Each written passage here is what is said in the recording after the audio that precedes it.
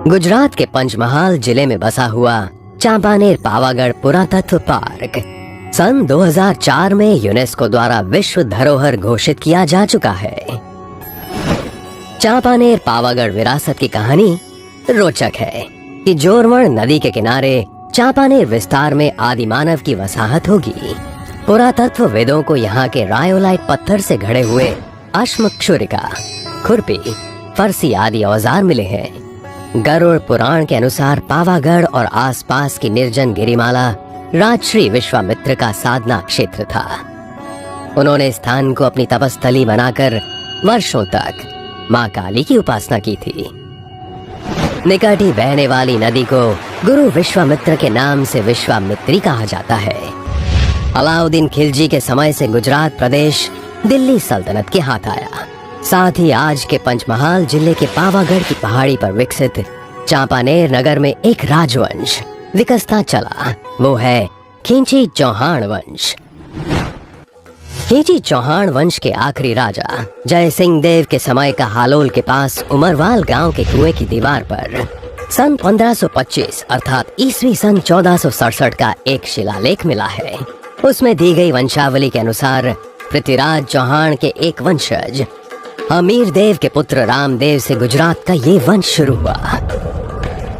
उसके बाद चांग देव, चांचिंग देव, सोगन देव, पालण सिंह, जीतकर्ण, कुंपुर राउल, वीर धवल, सवराज, राघव देव, क्युम्बक भूप, गंगराजेश्वर और उनका पुत्र जय सिंह देव हुए। गुजरात के इतिहास में राजा जय सिंह पताई रावल के नाम से पहचाने जाते हैं।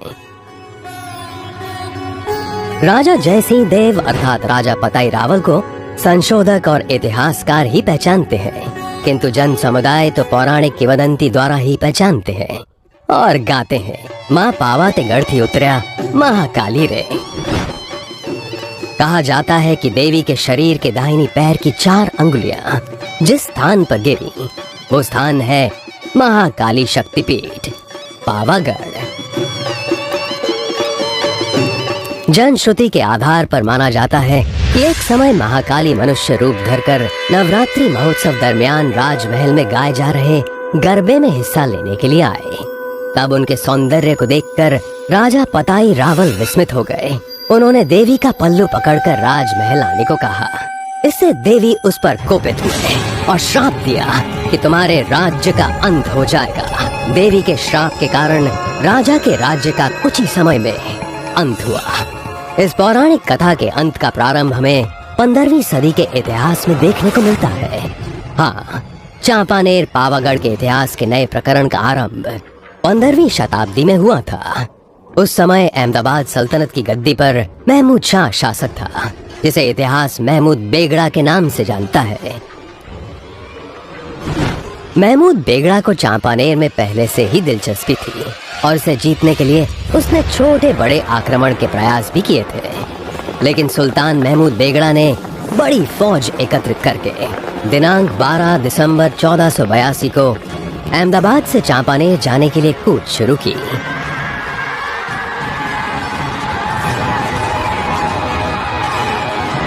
महमूद बेगड़ा ने बड़े लश्कर के साथ चांपानेर पावागढ़ पर आक्रमण किया। उसने 20 महीने तक नगर को घेरा।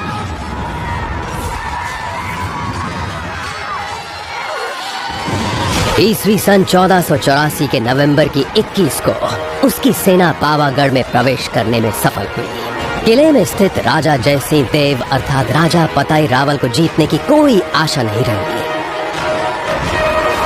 और चांपानेर पावागढ़ में महमूद बेगड़ा ने राजधानी बनाई।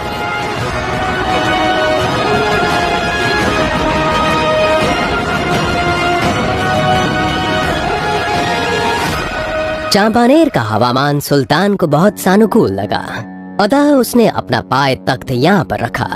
बाद में 50 वर्ष तक वो ऐसे ही रहा।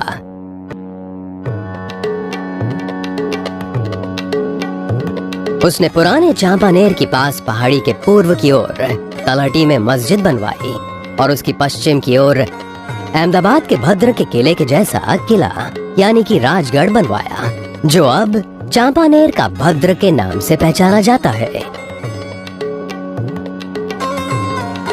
चांपानेर नगर का आयोजन स्वाभाविक रूप से अहमदाबाद के आयोजन के अनुसार है। फर्क केवल इतना है कि अहमदाबाद शहर साबरमती नदी के गोद में बसा हुआ है और चांपानेर नगर पावागढ़ पर्वत की तलहटी में बसा है। साल 2004 में चांपानेर पावागढ़ आर्कियोलॉजिकल पार्क को यूनेस्को ने अपने विश्व धरोहर की सूची यानी वर्ल्ड हेरिटेज साइट की सूची में शामिल किया।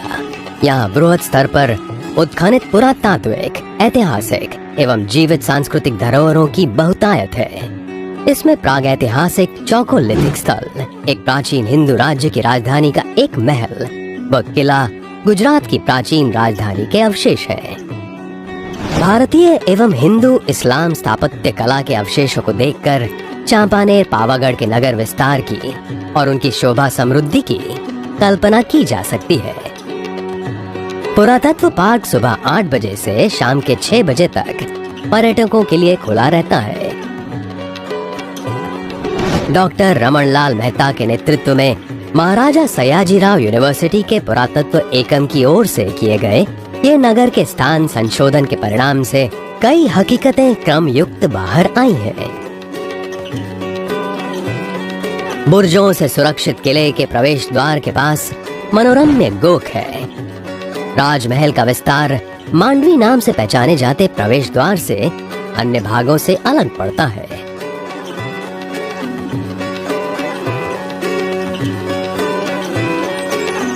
शाही किले के बाहर जामी मस्जिद की भव्य इमारत सुंदर व्यवस्था युक्त रचना के विविध रंगों से भिन्न महत्व रखता है। चांपानेर की जामी मस्जिद गुजरात के हिंदू इस्लाम शिल्प स्थापत्य का एक श्रेष्ठ नमूना है।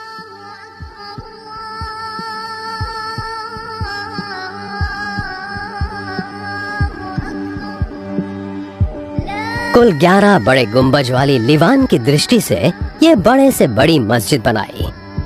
मस्जिद में जमीन पर कुल 112 या 172 स्तंभ है। मस्जिद के मीनारों में सुंदर नक्काशी काम किया गया है। इसमें भारतीय ईरानी शैली का मिश्रण देखा जाता है। मस्जिद के 5 मनोरम्य प्रवेश द्वार सुंदर नक्काशी से आभूषित है। रोजा स्थापत्य में इस समय का श्रेष्ठ सर्जन गिना जाए ऐसा यह रोजा चांपानेर में है।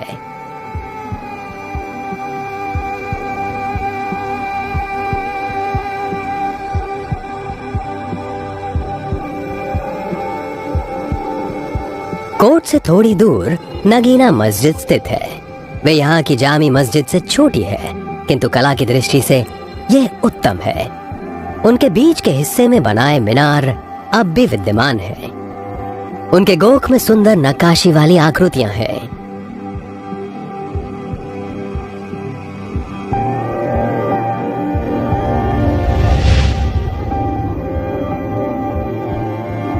पर्यटकों और इतिहास प्रेमियों के लिए यह स्थल किसी जन्नत से कम नहीं है।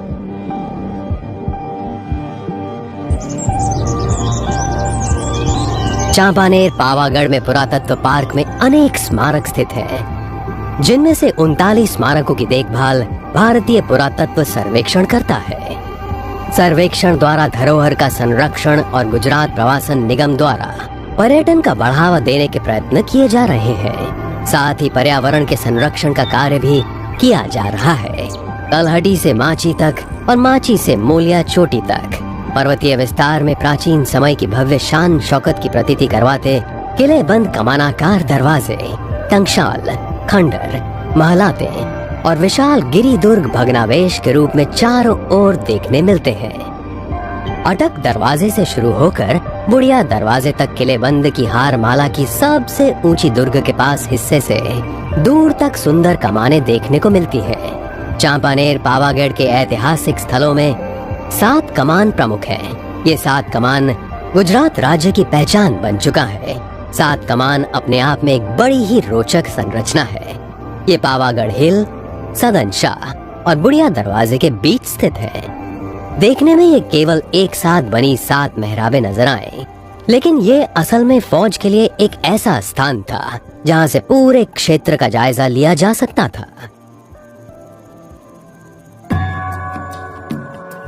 इस नगर में वैसे तो देखने को बहुत कुछ है, लेकिन सबसे ज्यादा प्रभावित करने वाली चीज है अर्बन प्लानिंग, जिसमें जल प्रबंधन के लिए पर्याप्त इंतजाम किए गए हैं। यहाँ तालाब हैं, कुएं हैं, स्टेप वॉल्स हैं, जैसे कि ये लिकल वाव। इन संरचनाओं को देखकर बड़ी आसानी से अंदाजा लगाया जा सकता है कि इस नगर में जो भी निर्माण कार्य हुए हैं वे लोगों की आर्थिक और सामाजिक स्थिति के अनुसार किए गए हैं। चांपानेर पावागढ़ के प्रमुख पर्यटन स्थलों में शामिल यहाँ का ऐतिहासिक किला पावागढ़ पहाड़ी के खूबसूरत नजारे को प्रस्तुत करता है। कहा जाता है कि इस दुर्गम पर्वत पर चढ़ाई लगभग असंभव काम था। चारों तरफ खाइयों से घिरे होने के कारण यहाँ हवा का वेग भी चारों तरफ था, इसलिए इसे पावागढ़ अर्थात ऐसी जगह कहा गया जहाँ पवन का वास हो। चांपानेर पावागढ़ पुरातात्विक पार्क के दर्शनीय स्थलों में पार्क के निकट है प्रसिद्ध माँ काली माता का मंदिर। जंगलों के बीच और पर्वत पर बहुत ऊंचाई पर स्थित मंदिर तक जाने के लिए गुजरात सरकार की ओर से यहाँ रोपवे सुविधा उपलब्ध करवाई गई है। पहाड़ी पर स्थित लकुलीश मंदिर के इतिहास से पता चलता है कि ये मंदिर 10वीं शताब्दी का है। मंदिर का निर्माण लकुलीश द्वारा किया गया था, जो कि पशुपति शैव धर्म संबंधित संस्थापक थे। एक समय की गुजरात की राजधानी और आज की विश्व की सांस्कृतिक और प्राकृतिक धरोहर की सूची में शामिल चांपानेर पावागढ़ की मुलाकात के ईस्वी सन 1515 में पोर्चुगीज यात्री ड्यूआर्ट बारबोसा ने इस स्थल के विषय में लिखा है। ये शहर दूध और शहद से सबर था। यहाँ के सपाट मैदानों में गेहूं, जौ, ज्वार, चावल और चना एवं दलहन खूब उत्पन्न होते थे। यहाँ सुल्तान ने बड़ी संख्या में बाज पक्षी, चपल और पतले शिकारी कुत्ते और चित्ते का शिकार में उपयोग हो सके इसलिए रखे थे। इसने पिंजरे में कैद जंगली प्राणियों का संग्रहालय अपने शौक के लिए रखा था, जिसमें दुनिया के कई हिस्सों से प्राणियों को मंगवाया जाता था। शासकों के साथ भारतीय स्थापत्य कला का इतिहास चांपानेर के हर कोने में है। हमने ये सब जाना, किंतु एक ऐसी प्रसिद्ध और गौरव प्रदान करने वाली बात हम इस सफर के अंत में जानेंगे। सम्राट अकबर के 9 रत्नों में से एक 16वीं सदी के विख्यात गायक और महान संगीतकार बैजू बावरा की मातृभूमि थी पावागढ़ चांपानेर।